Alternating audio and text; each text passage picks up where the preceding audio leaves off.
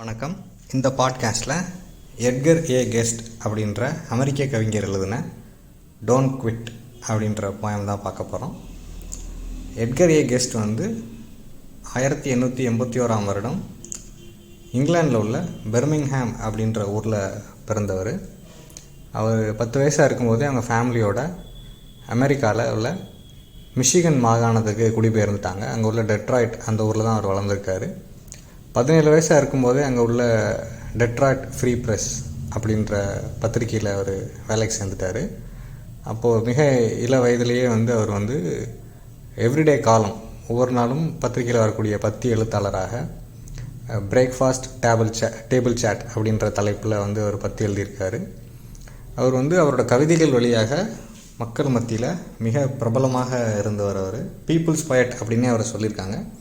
இப்போ இந்த நவீன காலத்தில், இந்த புதிய நூற்றாண்டில் தன்னம்பிக்கை பேச்சாளர் அப்படின்னு சொல்கிற மாதிரி மோட்டிவேஷனல் ஸ்பீக்கர்லாம் சொல்கிறாங்க இல்லையா, செல்ஃப் ஹெல்ப் புக்ஸுங்கெலாம் சொல்கிறாங்க. அந்த மாதிரி அவரோட எழுத்துக்கள் அன்றைக்கி அந்த ரோலை ப்ளே பண்ணியிருக்கு. இன்றைக்கி இப்போ நீங்கள் தமிழ்நாட்டில் உதாரணத்துக்கு நீயா நானா கோபிநாத் மாதிரி தன்னம்பிக்கை பேச்சாளர்கள், ஈரோடு மகேஷ்னு ஒருத்தர் இருக்கார். அவங்க மோட்டிவேஷ்னல் ஸ்பீக்கராக அறியப்படுறாங்க. அதுக்கு மிகப்பெரிய பணமும் வாங்குகிறாங்க. கோபிநாத் அது சம்மந்தமாக புத்தகங்கள் எழுதியிருக்காரு.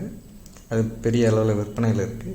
அந்த 100 வருஷத்துக்கு முன்னாடி பார்த்தீங்க அப்படின்னா அது ஒரு கவிஞர் அந்த மாதிரி இருந்திருக்காரு. ஒரு பீப்புள்ஸ் பொயட் அப்படின்னு சொல்லி மக்கள் அவரை கூப்பிட்ற அளவுக்கு ஒரு பிரபலமான கவிஞராக அவரோட கவிதைக்கு அவ்வளோ வாசகர்கள் இருந்திருக்காங்க. அவர் எழுதுனதில் மிக பிரபலமான, மிக அதிகமாக வாசிக்கப்பட்ட போயம் அப்படின்றது இந்த டோன்ட் குவிட் அப்படின்ற இந்த போயம் தான். இது தமிழ்நாடு அரசு ப்ரிஸ்கிரைப் பண்ணியிருக்கிற டான்ஸ்கி அந்த சிலபஸில் 2வது செமஸ்டருக்கு பார்ட் 2 இங்கிலீஷில் முதல் போயமாக இந்த போயம் தான் இருக்குது. டோன்ட் குவிட் அப்படின்ற இந்த போயம் தான் இருக்குது.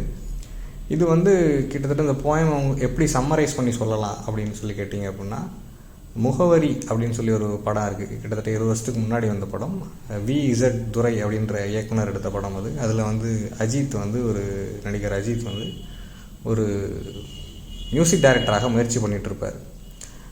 அவங்க ஃபேமிலி ரொம்ப வறுமையில் தான் இருப்பாங்க, கஷ்டத்தில் இருப்பாங்க. ஆனால் இவர் மியூசிக் டைரக்டர் ஆகிறதுக்காக ஒவ்வொருத்தரும் அவங்களால முடிஞ்ச சாக்ரிஃபைஸை பண்ணுவாங்க அந்த குடும்பத்தில். அந்த படத்தில் அஜித் அவர்களோட அண்ணனாக ரகுவரன் அவர் நடிச்சிருப்பார்.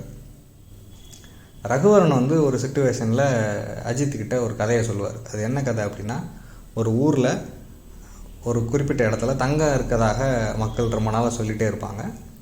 அப்போ ஒருத்தன் அதை தோண்டுவான். அந்த இடத்த, பர்டிகுலர் இடத்த தோண்டும் போது 10 அடி தோண்டிடுவான். தோண்டிட்டு அவனுக்கு அந்த பாயிண்ட் 10 அடி வரைக்கும் தங்கம் கிடச்சிருக்காது. அவன் வெறுத்து போயிடுவான். அப்போ அந்த ஊருக்கு புதுசாக வந்த ஒருத்தன் அந்த தகவலை கேள்விப்பட்டு அந்த இடத்துக்கு பார்ப்பான். ஏற்கனவே 10 அடி தோண்டியிருந்தனால அவன் அதிலிருந்து தோண்ட ஆரம்பிப்பான். அவன் 2 அடி தோன்றுற உடனே அவனுக்கு தங்கம் கிடச்சிரும். அந்த தங்கத்தை எடுத்துகிட்டு அவன் நடந்து போகும்போது எல்லோரும் ஆன்னு பார்ப்பாங்க. அப்போது அந்த கதையை சொல்லிவிட்டு ரகுவரன் அஜித்கிட்ட என்ன சொல்லுவார் அப்படின்னா, எப்பவும் நீ உன்னோட முயற்சியை நிறுத்தாத, நீ தொடர்ந்து முயற்சி பண்ணிகிட்டே இரு, உனக்கு ஒரு எது உனக்கு உறுதியாக கிடைக்கும் அப்படின்னு சொல்லி ரகுவரன் அஜித்துக்கு அட்வைஸ் பண்ணுவார். இந்த டோன்ட் குவிட் அப்படின்ற போயம் அதுதான். ஏன்னா ஒவ்வொருத்தரும் அவங்க வாழ்க்கையில் ஒவ்வொரு நாளும் வென்று கிடக்க முடியாத சவால்களை சந்திச்சுக்கிட்டே இருக்கிற மாதிரி தான் இருக்கும். ஆனாலும் அதை தொடர்ந்து நம்ம ஃபேஸ் பண்ணி ஜெயிக்கத்தான் செய்யணும் அப்படின்னு சொல்லி தான் அவர் பேசுகிறார். உங்களுக்கு பணம் குறைவாக இருக்கலாம், இருக்கிற நேரத்தை விட செஞ்சு முடிக்க வேண்டிய வேலைகள் அதிகமாக இருக்கலாம், எதையுமே முடிக்க முடியாமல் எப்பயுமே தோத்துட்டே இருக்குமோ அப்படின்ற மாதிரி கூட தோணலாம். ஆனால் முயற்சி செய்கிறத கைவிடக்கூடாது, தொடர்ந்து முயற்சி செஞ்சுட்டே இருக்கணும் அப்படின்னு சொல்லி தான் எட்கர் கெஸ்ட் இந்த போயத்தில் சொல்கிறாரு. ஸோ ஒரு மனிதருக்கு தேவை முயற்சி பண்ணுற குணம் தான். எப்பயுமே அவர் தொடர்ந்து முயற்சி பண்ணிகிட்டே இருக்கணும் அப்படின்னு திரும்ப திரும்ப அந்த போயம் முழுக்க அதான் சொல்கிறார். எல்லா விதமான சூழ்நிலைகளையும், வாழ்க்கையில் உள்ள எல்லா விதமான சூழ்நிலைகள், தோல்விகள், பின்னடைவுகள் எல்லாத்தையும் சுட்டி காட்டி, இது எத்தனை இருந்தாலும் நீங்கள் முயற்சி செய்கிறத நிறுத்தவே கூடாது. வைரமுத்து கூட அந்த மாதிரி ஒரு கவிதை எழுதியிருக்காரு. முயற்சி செய்யும் வரை தான் மனிதன் அப்படின்ற மாதிரி அதில் ஒரு வரி வரும். ஸோ அதுதான் இந்த போயத்தோட சாராம்சமும். ஒரு கவிதையை பொறுத்த வரைக்கும் நீங்கள் நேரடியாக அதை அனுபவிக்கணும் அப்படின்னா அந்த கவிதையை திரும்ப திரும்ப வாசிக்கும்போது தான் அந்த அனுபவம் கிடைக்கும். அது இந்த கவிதைக்கும் பொருந்தும். இது ஒரு நேரடியான கவிதை தான். இதில் நீங்கள் ரொம்ப கஷ்டப்பட்டு அர்த்தம் கண்டுபிடிக்க வேண்டிய மறைபொருள் அப்படின்லாம் எதுவும் இல்லை. நேரடியான அறிவுரை சொல்லக்கூடிய இல்லை ஆறுதல் சொல்லக்கூடிய ஒரு கவிதை தான் இது.